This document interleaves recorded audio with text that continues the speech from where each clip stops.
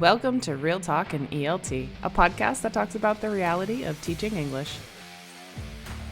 Hello and welcome to another episode of Real Talk in ELT. I am here by myself today, and the title of this episode is The Hill That I Will Die On. So, you know, me just trying to stir up some trouble. It's not the intention at all.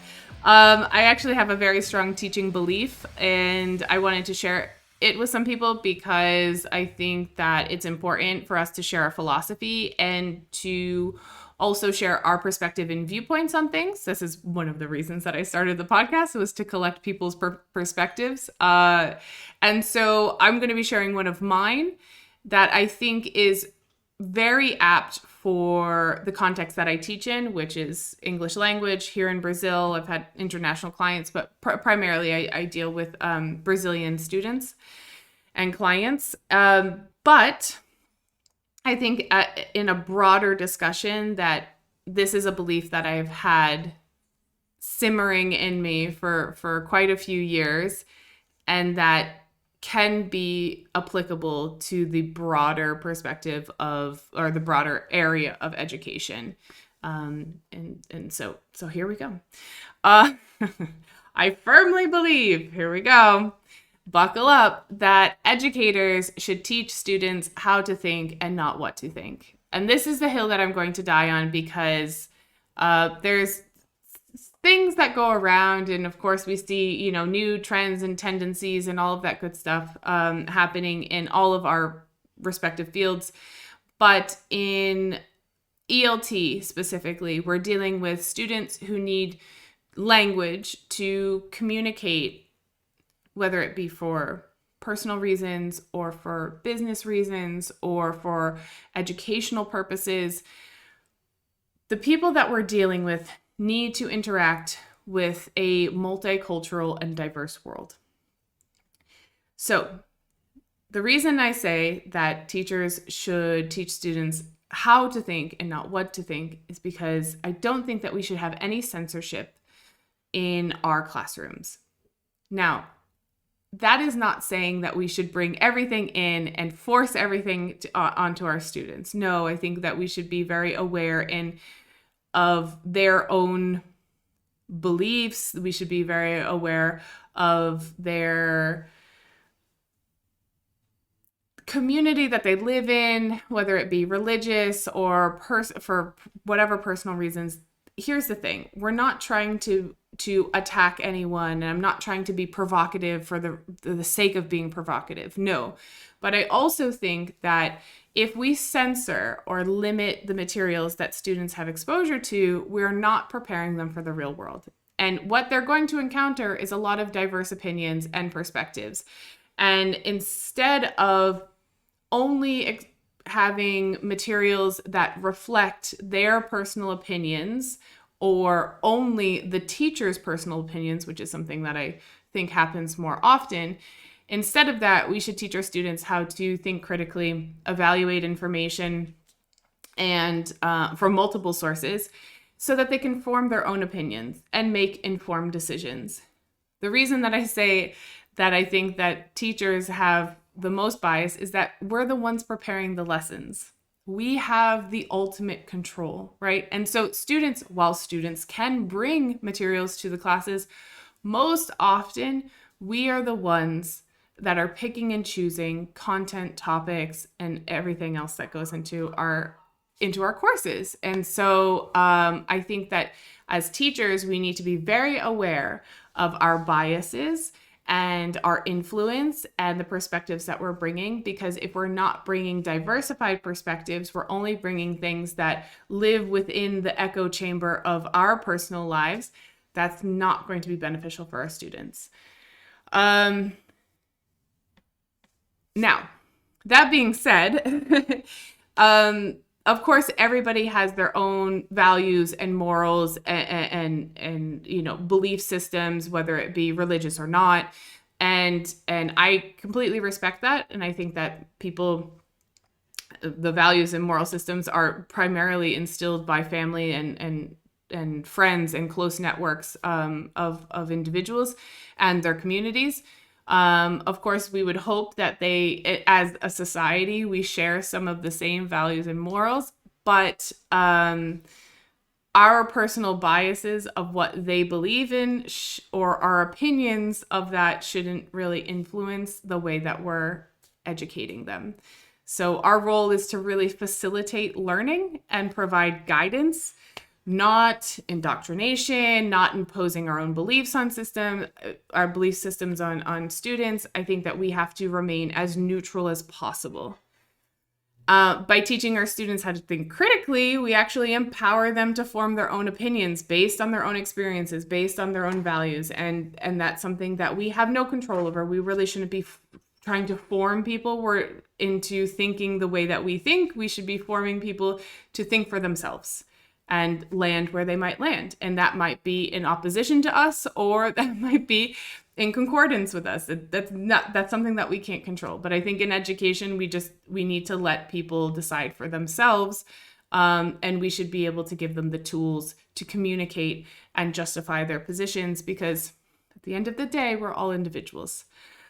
So by teaching them to think critically, I actually think that we're fostering an environment that values diversity of thought and encourages open-minded and respectful dialogue. Because if it's something that they become accustomed to, that disagreement won't become an issue in their life when they start entering into the real world, because there's conflict in the real world. And as much as we would like there to be no conflict, there is, as long as we're individuals and we have diverse thoughts and perspectives, there's always going to be some sort of conflict. Of course, it doesn't have to be huge, but there's going to be some sort of conflict because people approach things in different ways. So this respectful dialogue and open dialogue is essential for me in terms of building empathy, building understanding among students, preparing them for the complexities and interconnected world that we live in. And I think it's just quite beneficial for them. So the hill that I would die on is that we need to teach them how to think, not what to think. And as teachers, this is where I might be poking the bear a little bit. We need to remove our ego.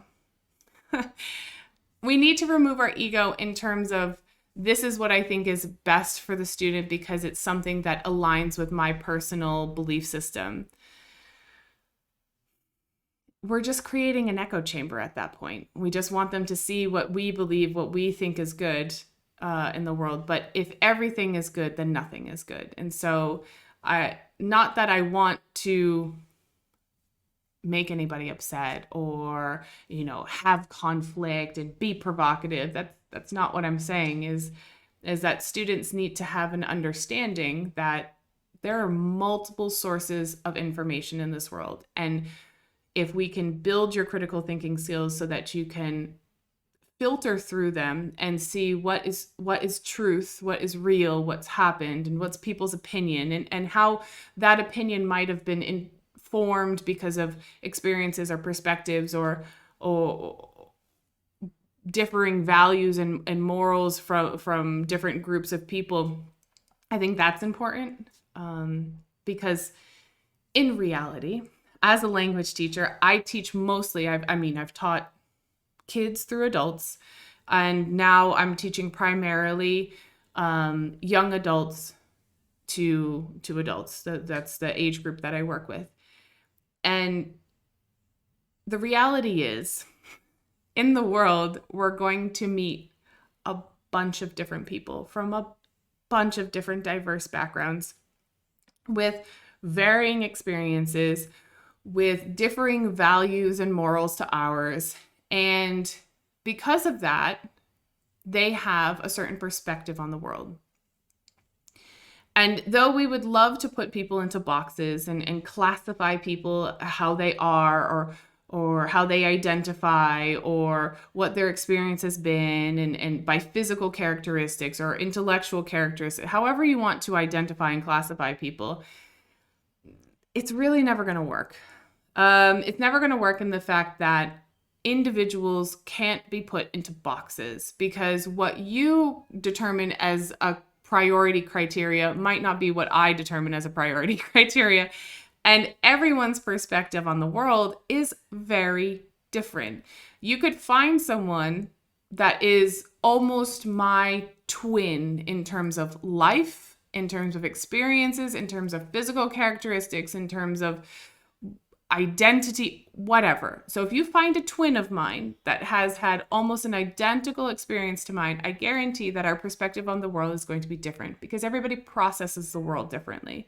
And we could be confronted with the same situation, involved in the same event together with somebody, and they'll have a different perspective of it. So it's that idea of there's three stories: your perspective, my perspective, and the truth. And none of those are aligning because we are processing the world differently. That's just, it is what it is.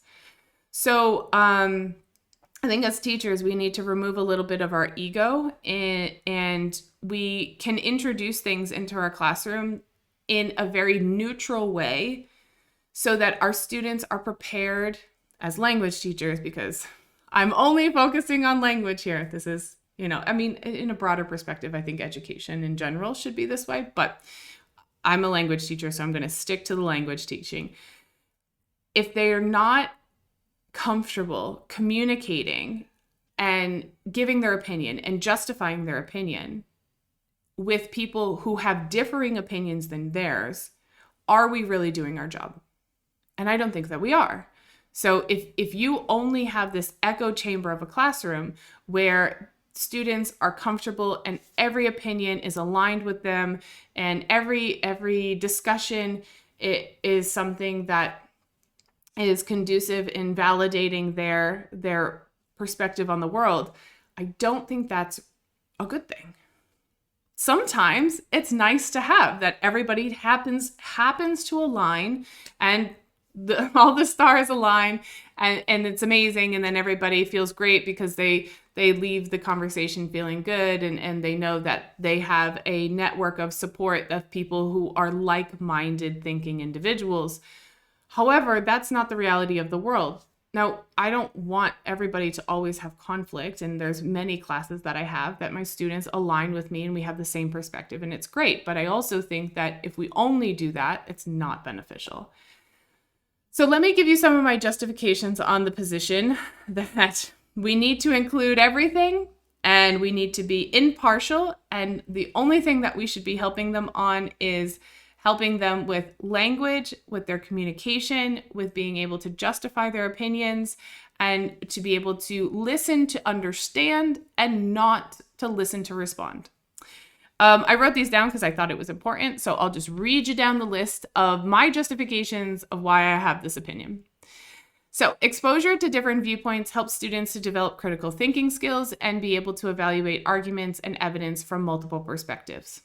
I think it's a good thing. Next up, diversity of perspectives can enrich class discussions and provide opportunities for students to learn each other's experiences and perspectives. Again, listening to understand and not listening to respond, because that happens a lot in the world nowadays. So, allowing differing viewpoints can foster an inclusive learning environment where students feel safe to express their opinions and beliefs without fear of judgment or censorship. I also think that this is a good thing. I've had multiple students who are in high school come and talk to me and say that they are not comfortable expressing their opinions in their classrooms because the teachers are very clearly showing what perspective they have. And when the students question that or try to discuss it, it's shot down in class. So, I think that's really unfortunate and it's really sad. So for those students, I make sure that they definitely feel that they can share without being judged and without censorship. You absolutely can share your perspective, and I'm going to take that into account. I might not agree with you, but I'm always going to be respectful of that because that is your experience, that is your perspective, and I want to know why you have that perspective, and we can have the discussion on why I have a differing one. But I would never want a student to come to talk to somebody else the way that the students have come to me and said, I don't feel comfortable talking in that class. I sit there and I agree because it's uncomfortable. And this comes up after, just a side note. This came up in a conversation with 3 students that I have who are one is in high school, 2 are in university level, and they're studying here in Brazil. And I asked them, so how are your classes going? What classes are you taking this semester? Tell me about some of the things you're talking about, trying to understand what they're going through and what they're dealing with. And those students told me that, with no provocation on my own part, that the teacher has certain views and they don't feel comfortable in the class. So typically they just stay quiet and they do the assignments the way that the teacher would want them to do it, not the way that they want to. So it hit me right in the heart when I heard that this semester, because this is something that I've been thinking about. So I really empathize with those students, and I want to create a very different environment for them. Okay, back to the list of my justifications. Censoring materials can limit the depth and breadth of discussions and prevent students from exploring complex issues that may have multiple perspectives. I think you should dig into it. Why not? And if it's not interesting and the discussion kind of teeters out and is not robust enough, then you move on. But at least the opportunity is there. Learning how to think critically and evaluate information from different viewpoints is a crucial skill for effective communication in any field or profession. It doesn't matter if you're teaching teenagers, young children, or adults. Things change constantly. The world is changing. It is what it is. We have to deal with that.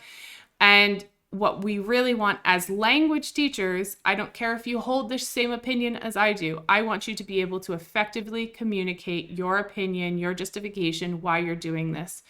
It could be my business English clients that need to justify why they want to make changes to a program that they're implementing.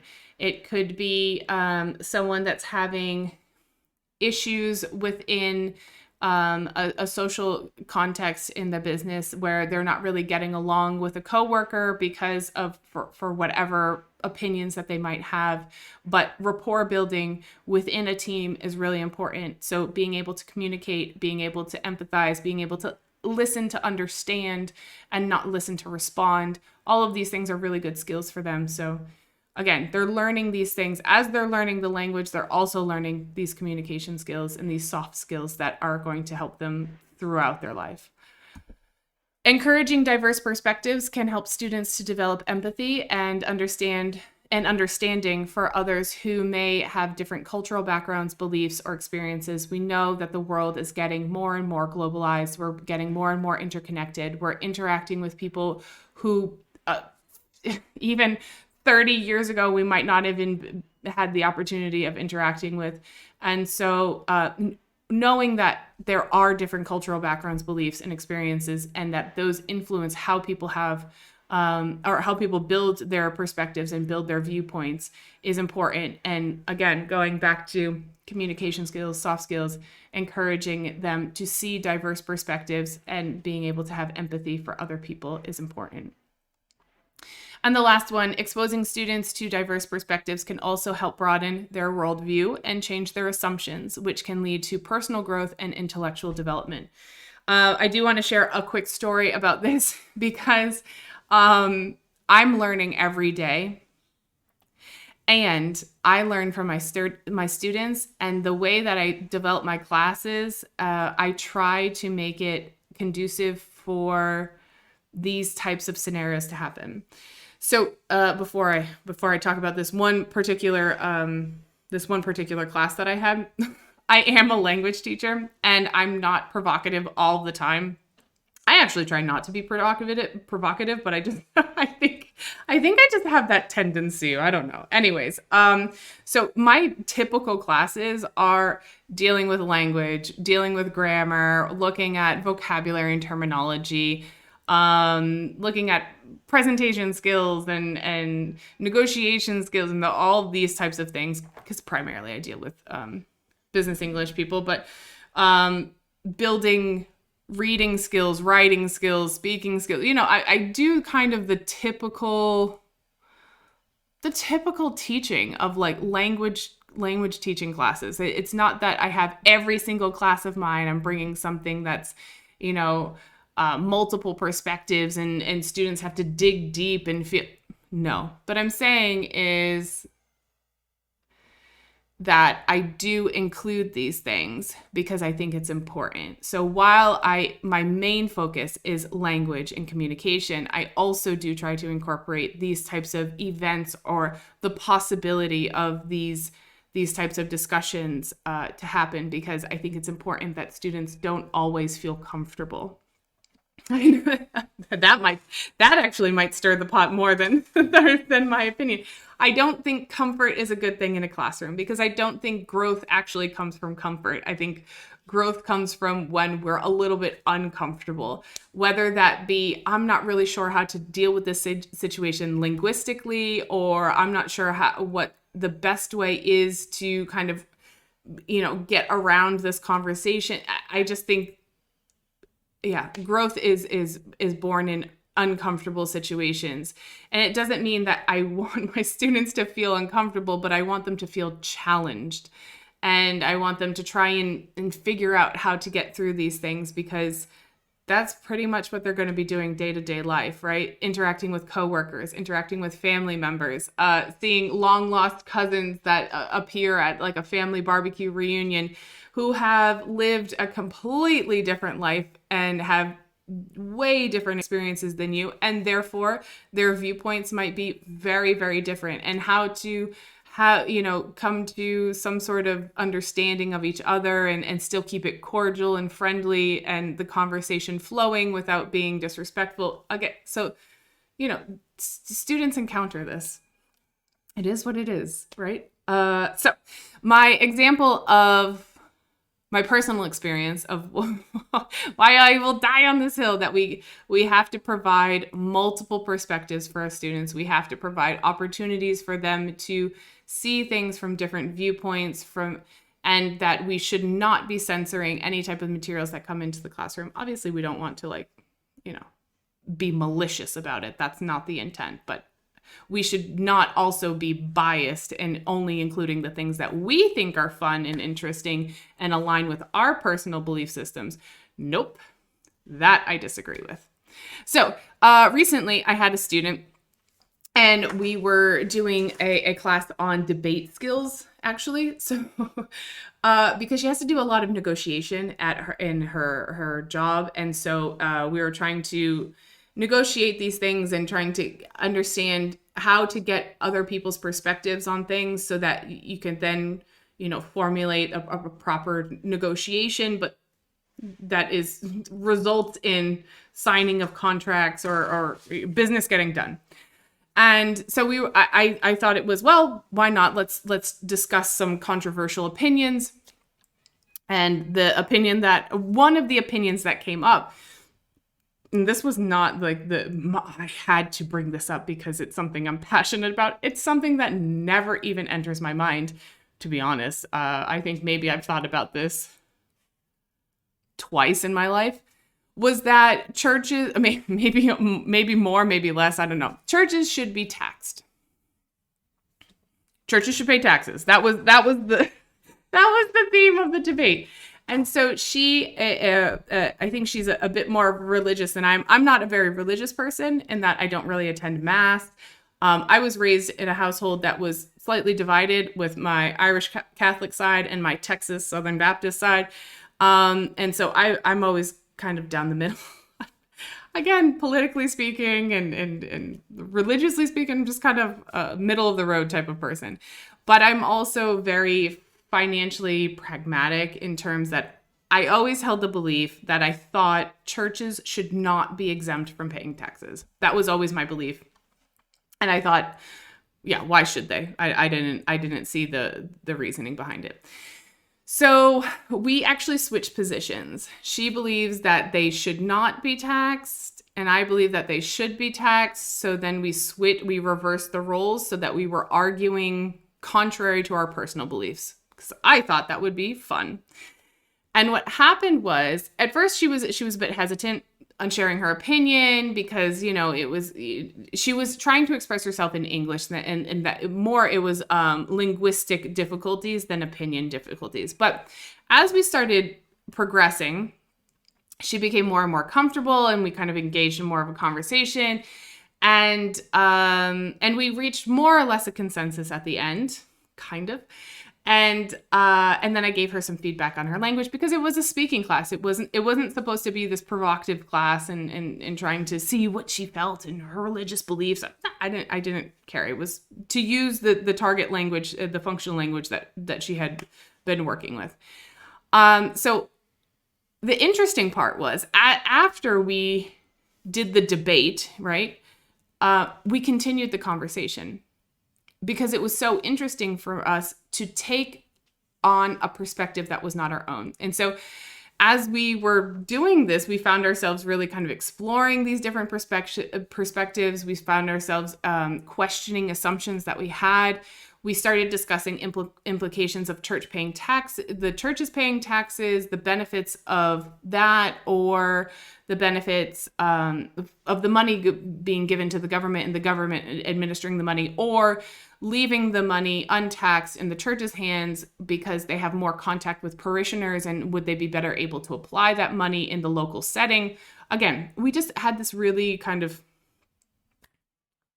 good conversation, to be honest. I mean, we did the debate, she got some language feedback, and then we kind of, you know, we went back and talked about the subject again. And so by the end of the class, actually, she and I, at the conclusion, we were having a just kind of a more general conversation, wrapping the class up, and she said, that was actually really good. I think I changed my mind a bit, changed my perspective, and I changed my perspective 180. Now I believe that I don't think that churches should pay taxes, but I went into that class with a relatively solid idea that I had held, that I know churches should pay taxes. They shouldn't be organizations that are exempt from it. And then I left, I was like, maybe they shouldn't. I don't think they should. So here's the thing that happened. We had this like deeper understanding of each other's viewpoints, and we had this really meaningful discussion because we were allowed to, without any judgment, without anything, we were looking at a lot of the complexities of the topic. You know, we had to debate it, of course, but then once she was more comfortable getting into it and using the language that she wanted to use, she became very creative in using things that were not necessarily tailored to this speaking activity, but she got creative with her I can say like linguistic application, using things in different ways, and we both had very creative thought processes, I would say. And our perspectives were changed because we had to put ourselves in the shoes of another person. We had to defend that position. And as we were defending that position, we were like, there's actually some rationale behind this. So, okay, so then, what do I believe? And so we challenged our own assumptions. And I think that was a really good class because it brought us together. Obviously, we had like a really good exchange and built rapport with my student. But beyond that, it gave us some time to reflect, like, that was an interesting thing that happened. And it happened in a language class. And so she was able to communicate a little bit better. She was able to use some of the language that she was working with and some other language that we weren't working with. So it was really, really nice linguistically speaking that we were able to explore that.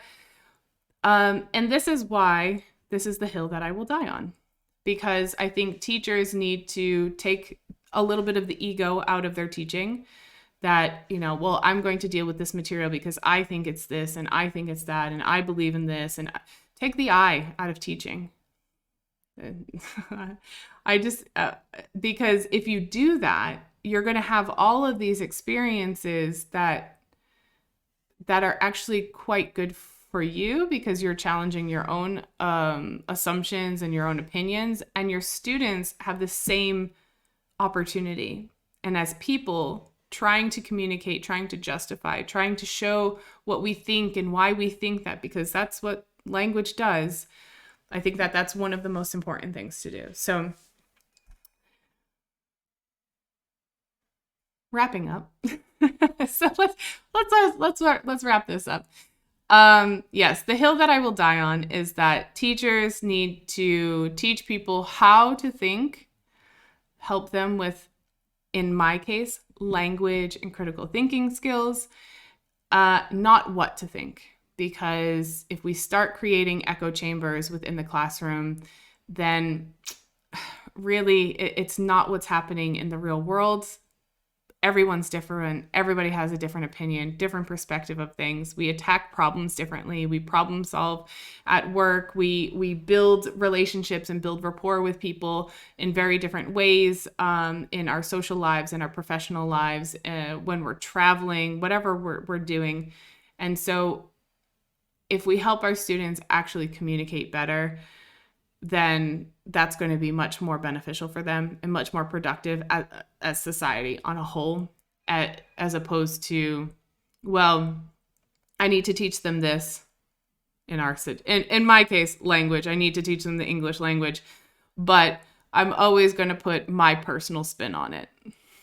I just think that teachers need to be neutral, because if we're neutral, we allow our students to digest information, come to their own conclusions, work through it, think about it, and have discussions with other people so that they can see someone coming at the same event or the same information from a different perspective and why that is going to be valuable for them.